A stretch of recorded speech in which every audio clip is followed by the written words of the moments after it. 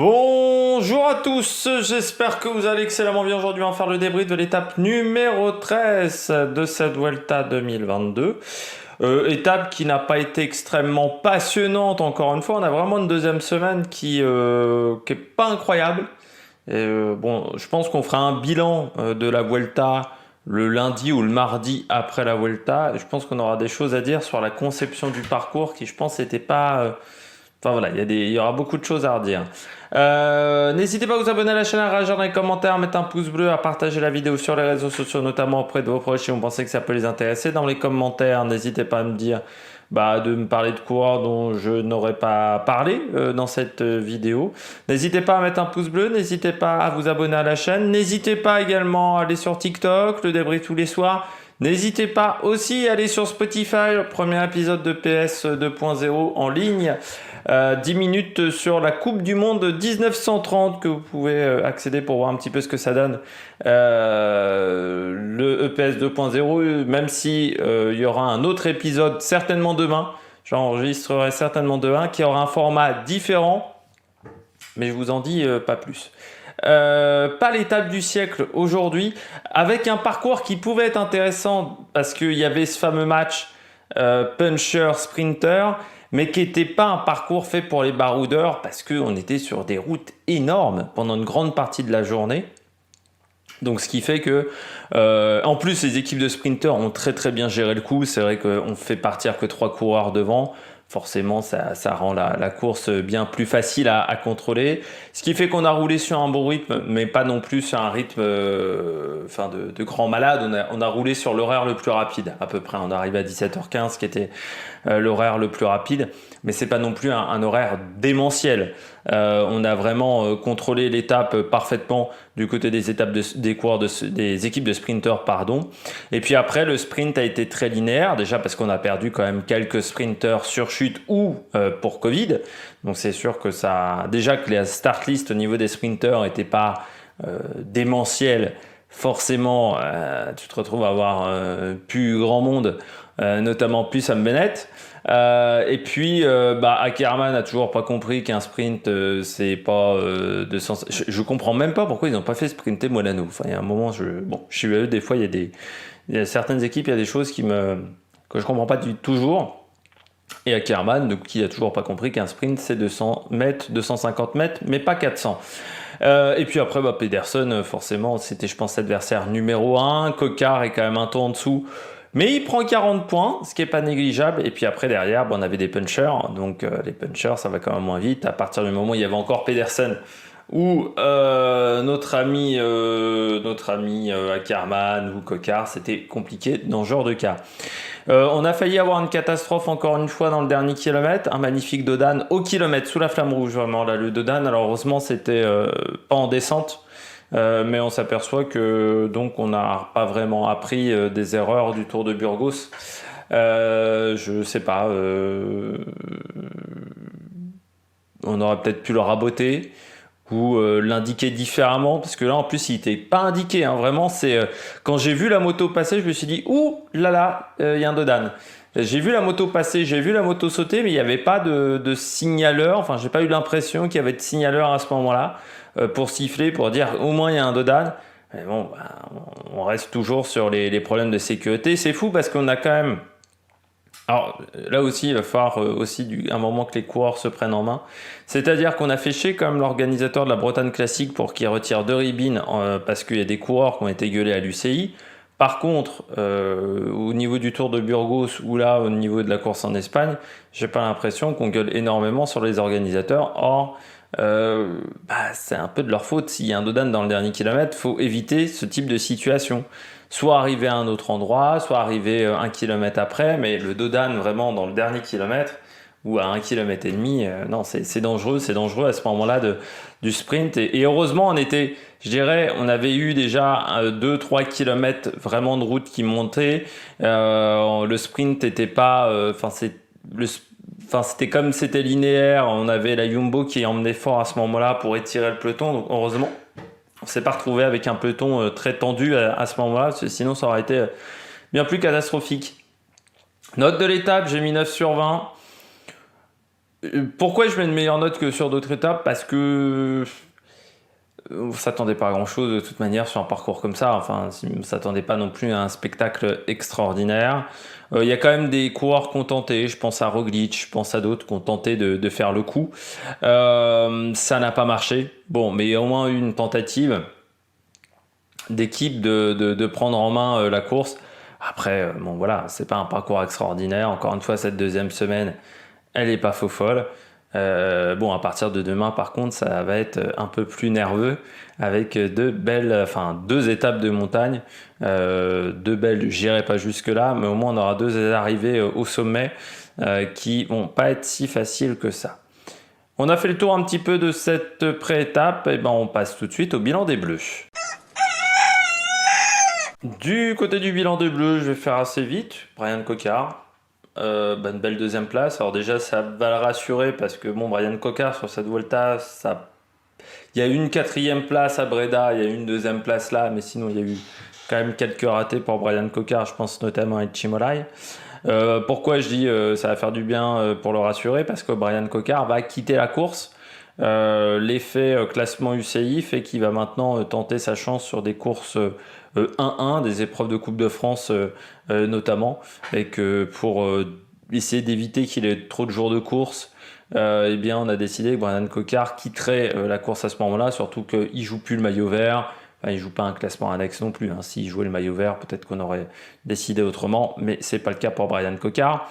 Donc c'est une deuxième place qui va le rassurer parce que je pense qu'il va aller notamment sur des courses peut-être comme le Tour de Vendée, des courses comme celle-là, et forcément c'est important. On peut quand même notifier qu'il y a ce classement UCI. Bon, moi je vous ai dit, j'étais totalement d'accord avec cette idée de montée-descente parce que pour moi c'était le principe même du Pro Tour au départ, c'était d'avoir ce principe-là de montée-descente, et que je trouvais ça regrettable que ça ait été quasiment jamais appliqué dans les trois quarts des cas où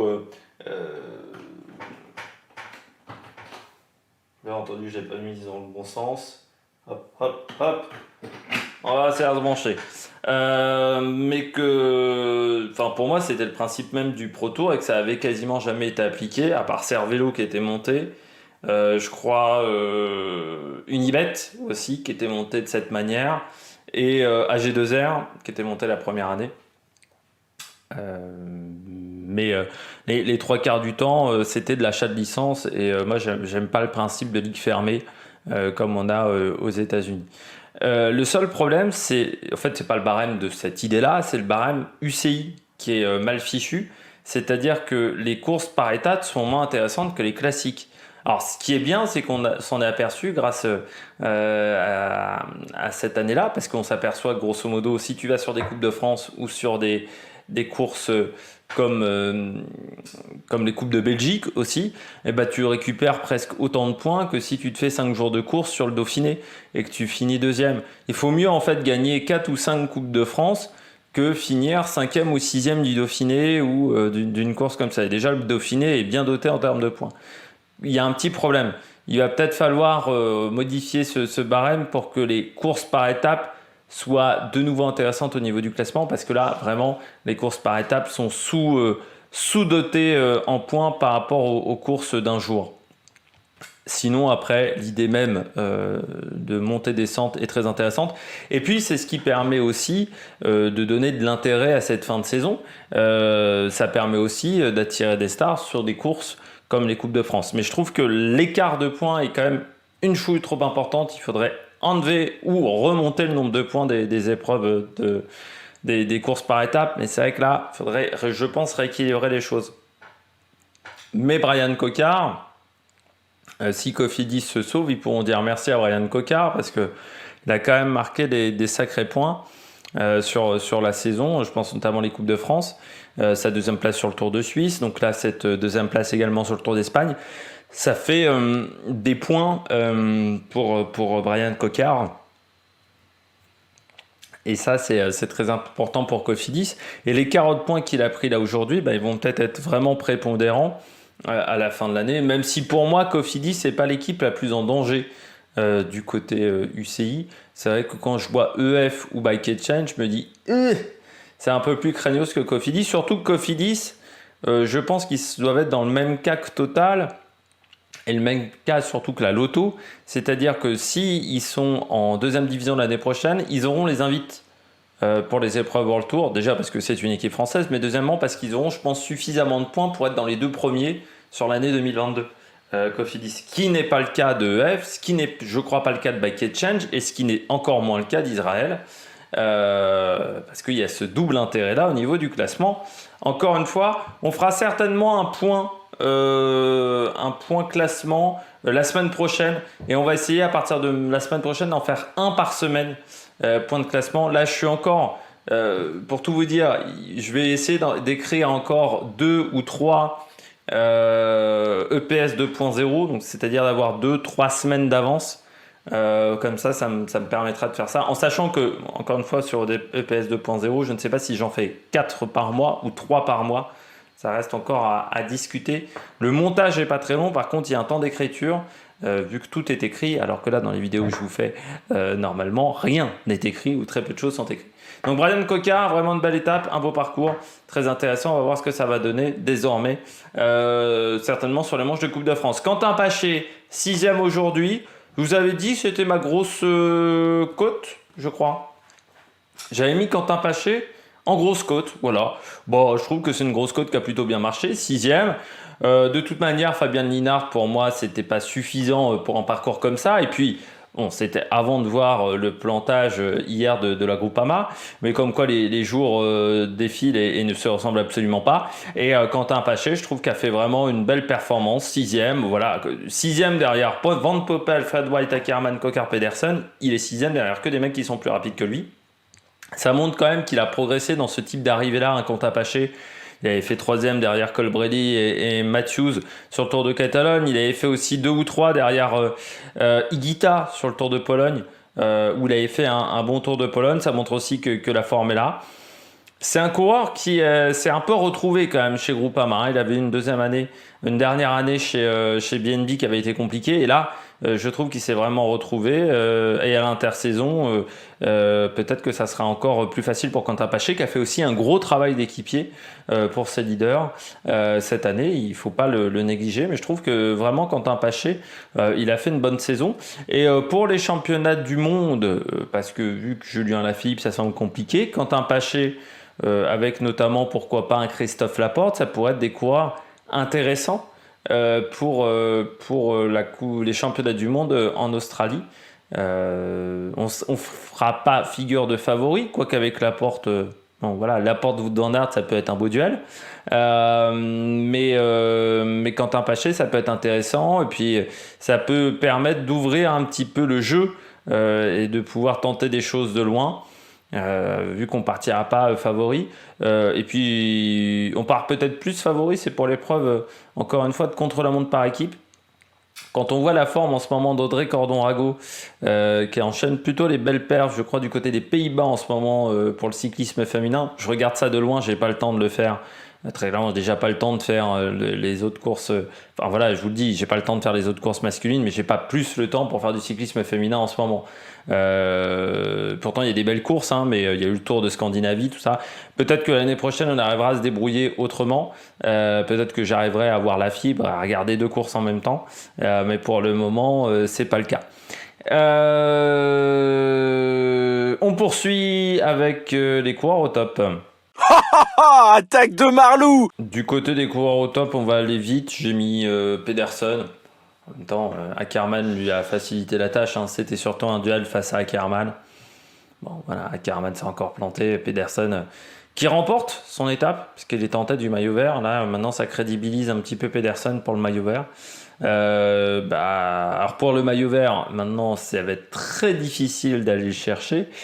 À part s'il y a la Covid qui pourrait changer la donne. Donc maintenant, Pedersen, il faut qu'il se prémunisse de ça. Il faut qu'il essaye de finir les étapes de montagne dans les délais. Et puis, il y aura un beau maillot vert. Et puis, il reste encore des opportunités quand même sur la fin de cette Vuelta. Je pense notamment à l'étape de Madrid. Mais je crois qu'il y a encore une autre étape plate sur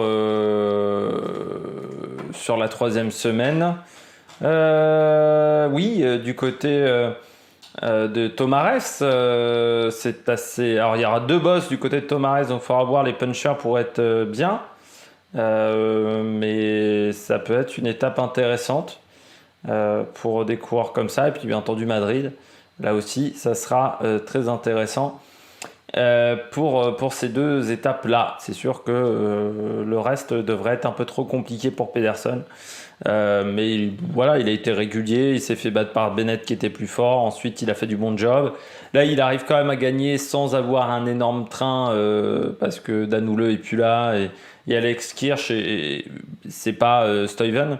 Voilà, donc non, c'est bien ce que fait Pedersen.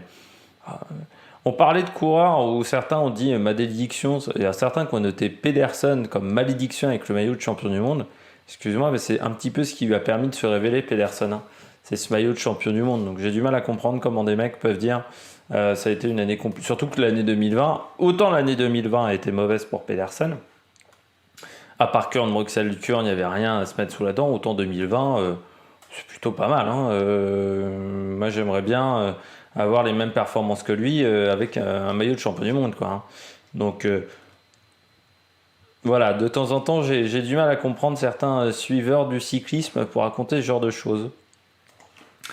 On poursuit avec Fred White, toujours là. Il fait quand même une belle saison, Fred White. Alors, il lui manque la grosse victoire qui serait la petite cerise sur le gâteau à Fred White, mais la saison quand même qu'a réalisé le concurrent britannique est quand même très intéressante. Le nombre de podiums qu'il a sur les épreuves World Tour, c'est presque, je dirais, de la saison, l'une des rares satisfactions de la Bahreïn, parce que c'est vrai que bon, on en a déjà parlé plusieurs fois, mais la Bahreïn n'a pas le même rendement que entre mai et octobre de l'année dernière.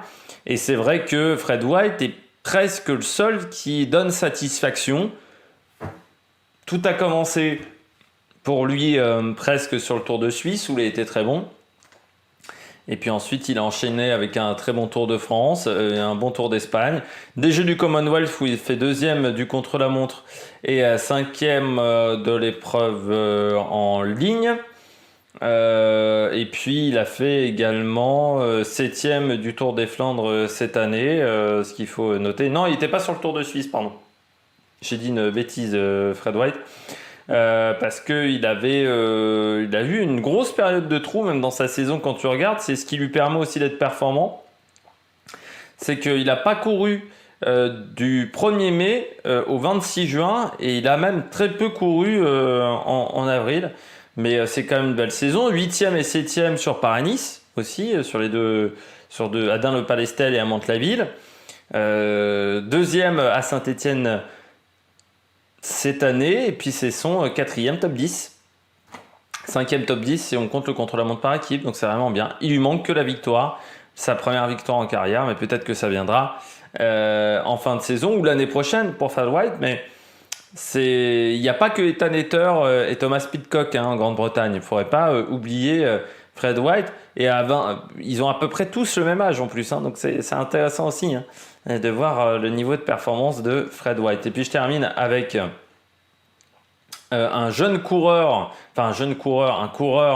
de la Burgos, qui est pas jeune du tout parce que c'est Jesus Esquerra, il a 31 ans. C'est bien ce qu'a fait Esquerra, voilà, un top 10 sur le Tour d'Espagne, c'est bien. C'est son premier top 10 sur le Tour d'Espagne. Il a tenté sa chance. Voilà, de temps en temps, il faut tenter sa chance. Puis c'est bien, je trouve que Burgos fait un bon Tour d'Espagne. Quand tu vois le niveau de cette équipe quand même au départ, quand tu vois l'effectif, c'était pas dit que cette équipe-là fasse un carton, et je trouve qu'ils s'en sortent vraiment bien. Alors, carrière étonnante pour lui, parce qu'il a commencé dans l'équipe continentale Léopard, qui est une belle formation, avec notamment Jan Hirt, Olivier Hofstetter, donc qui est peut-être le frère d'Hugo, mais je suis même pas sûr. Bob Jungels, Alex Kirch. Il y avait également Pilouchine, le Moldave, qui n'était pas un mauvais coureur. Donc voilà, il a commencé dans une équipe vraiment de qualité. Non, c'est pas de la même famille. Enfin, j'ai pas de lien de parenté. C'est Oliver Hofstetter qui a pris sa retraite au bout de 2 ans, hein. Il n'a pas fait de vieux os chez Léopard. Donc ensuite, chez Léopard, bon, il a fait 2 saisons. Il est parti ensuite chez Active Jet Team, puis Sporting Club Clube de Portugal, le cyclisme portugais parfois un petit peu compliqué. Et puis ensuite le Tour de Burgos, vainqueur d'une étape du Tour du Portugal en 2016, quatrième du Circuito de Gexo en 2018. Et puis ensuite, ce sont ses résultats sur le Tour d'Espagne qui sont ses meilleurs résultats. Équipier la plupart du temps. Je pense qu'il était même venu là en étant équipier de Manuel Penalver, qui devait être au départ mais qui n'est pas venu pour cause de Covid. Et quand même, il avait fait 6e sur la Classica Comunat Valenciana 1969, première course de la saison qu'on avait suivie. Trofeo Alcudia, il fait également 9e. 9e du Tour de la région de Murcie. Non, il y a quand même quelques résultats. Alors, c'est pas extraordinaire, mais ce sont quand même quelques résultats dans sa saison. Et pour tout vous dire, selon Pro Cycling Stats, sa saison 2022 est presque la meilleure de sa carrière avec 50 points PCS. Il faut remonter à 2018 pour qu'il en ait marqué plus. Et 2021, il fait 51. Donc, non, c'est plutôt une bonne année pour Jesus Esquerra. Je pense qu'on va dire comme ça. On passe tout de suite au bonnet d'âne. Les bonnets d'âne, je commence avec Ackermann. Il a toujours pas compris qu'un sprint c'est 200 mètres. Je veux bien que tu fasses l'erreur une fois. Quand tu fais l'erreur toute l'année, bon, il y a un moment, il faut s'acheter un cerveau. Il fait la même erreur depuis au moins 3 ou 4 mois, Ackermann. Il part au moins 300 mètres, 350 mètres. Là, en plus, avec une bosse, ça peut encore moins le faire. Je comprends pas. Alors là, il fait 3e, ce qui est déjà quand même pas loin d'un miracle. On voit qu'on manque quand même pas mal de sprinters. Mais ça fait 3 mois, 4 mois qu'il fait la même erreur à chaque sprint, de vouloir partir. Tu peux pas. Il y a des cas exceptionnels. C'est Christophe. Christophe Laporte qui a également des qualités un petit peu pour faire ça. Mais déjà, Laporte, il le fait pas tout le temps. Ackermann, là, il le fait tout le temps. Là, il n'a pas suivi son train. Là encore, bon, du côté de Chihuahua, pourquoi on n'a pas mis Molano ? J'avais dit hier, il fallait mettre Molano. Sur un sprint comme ça avec une bosse, je suis même presque surpris qu'Ackermann était là dans le final, parce que pour moi j'aurais plus vu Molano, mais surtout Ackermann, ça ne peut pas marcher, et il perd une victoire, parce qu'aujourd'hui c'est pas vraiment Pedersen qui a gagné, c'est Ackermann qui s'est foiré. Ackermann, s'il lance son sprint aux 200 mètres, il n'est pas rattrapé, sauf qu'il le lance 150 mètres avant, donc forcément ça peut pas bien se passer. Donc voilà, Ackermann, ça me fatigue, parce que tu fais l'erreur une fois, 2 fois, je veux bien, tu fais l'erreur 15 fois d'affilée, il y a un moment, il faut quand même s'acheter un cerveau. C'est-à-dire, normalement, tu commets pas la même erreur 15, 20 fois, 30 fois d'affilée. Normalement, à un moment, tu te dis, faut peut-être que je change ma manière de faire. Ackermann, non. Peut-être pour ça que Bora s'en s'est séparé. Hein. Parce qu'il y a un moment, quand tu as un coureur qui fait toujours la même chose et les mêmes erreurs, ça peut énerver un petit peu une équipe. Parce que Ackermann, alors il a changé d'équipe, mais c'est plus Bora qui s'en est débarrassé. Hein. Bora ne voulait pas renouveler Ackermann, très clairement, pour cette année. J'ai touché avec un truc avec mes pieds, c'est assez désagréable. Tim Merlier et Alpecin en général. Vuelta très compliqué pour Merlier. Et l'année n'est pas fantastique. L'année n'est pas incroyable pour Tim Merlier. Là, de toute manière, chez Alpecin, ils se sont fait enfermer par la Jumbo dans le final. Ils se sont même bien fait enfermer. Ils se sont fait fracasser par la Jumbo à ce moment-là. Mais ils sont au dehors du top 20 chez Alpecin. Je ne sais pas encore ce qui s'est passé. On va tenter de revoir ça. Mais Merlier finit 62e à 31 secondes. Donc certes, ils se font enfermer, mais quand ils se font enfermer, ils sont encore bien placés dans la roue de la Jumbo. Donc c'est-à-dire qu'après, c'est les jambes qui ne marchent pas. C'est là où il y a un problème, parce que Merlier, il est dans les bonnes roues, hein. Il est en 10e position dans la file. Donc normalement, quand tu vois ce qu'arrive à faire Brian Cocard, allez, il doit finir 6e, 7e aujourd'hui, il doit être dans les autres quotas Paché. Comment ça se fait qu'il est 62e? C'est qu'à un moment, il y a un problème. C'est pas qu'un problème juste de placement de l'Alpecin, c'est un problème de jambes. Et là, c'est très inquiétant parce que meilleur résultat pour le moment pour les sprints de Tim Merlier sur cette Vuelta, c'est une 3e place à Utrecht, 6e à Breda et 3e à Cabo des Gata. Il y a eu quand même, je m'attendais à pire. Mais à chaque fois, il est en retrait par rapport aux adversaires numéro 1. Or, j'avais quand même dit, techniquement, c'était presque le archi favori, vu le train, vu l'équipe qu'il avait autour de lui et vu techniquement son niveau. Mais tu t'aperçois aussi que depuis le Tour de Slovénie, je dirais même depuis Paris-Roubaix, il a fait 2 3e places et une victoire au championnat de Belgique. Et ensuite, le reste, c'est compliqué. Surprenant pour Merlier là de pas réussir à faire une grande saison. Alors encore une fois, moi j'avais l'idée de penser, de croire qu'il avait prévu plutôt de faire le Tour de France et que le Giro, et que dans son équipe on lui a dit non, il y a déjà du monde pour ces courses-là et toi tu feras la Vuelta. C'est peut-être ça l'une des raisons. Il sera remplacé par Caden Groves l'année prochaine, qui est une grosse perte pour Bike Exchange, je trouve. Le fait de voir Caden Groves partir. Et puis je termine avec un flop Ounes et Roglic. C'est bien, c'est qu'il a tenté. Il a tenté et sur une étape comme ça, il fallait tenter d'aller chercher, je sais pas, des bonifications, d'aller chercher 4 secondes de bonif, ou 6 secondes de bonif. Il fallait tenter le coup du côté de Roglic. Mais on s'est aperçu que Roglic, c'est pas un sprinter. C'est-à-dire que dans le dernier virage, il se fait manger complètement. Pourtant, la Jumbo a fait un beau boulot. Vraiment, il le place idéalement bien. Ce qui est une magnifique répétition.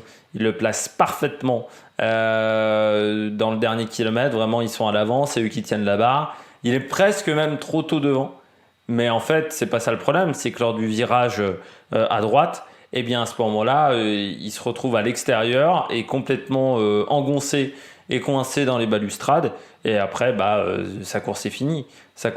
Surtout qu'Ackermann démarre 200 mètres plus loin.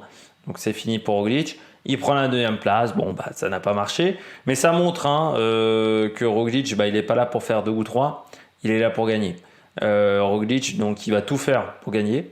Et contrairement à Mas, qui a le classement UCI peut-être aussi en ligne de mire, c'est pas le cas de Roglic. Il sait que pour que sa saison soit sauvée, il faut qu'il gagne la Vuelta. Donc il va tout faire maintenant pour aller menacer son adversaire. Sauf qu'en face c'est Remco Evenepoel et que c'est quand même pas un coureur mauvais et que ça va quand même pas être facile d'aller chercher Remco Evenepoel. Donc, ce qui fait qu'au général, nous n'avons pas de changement au niveau de l'écart entre Remco et Roglic, et les 15 premières places restent inchangées. Je vous rappelle que vous pouvez voir tout ça dans la description de la vidéo. Et ben voilà, on a tout vu. Demain, vous avez à 7h30 la présentation de l'étape numéro 14. Demain soir, 21h, le débrief YouTube, 18h ou un petit peu avant, le débrief sur TikTok. N'hésitez pas à voir EPS 2.0 sur Spotify. Et puis nous, on se retrouve pour de nouvelles aventures sur la Maniac Production. Ciao, ciao!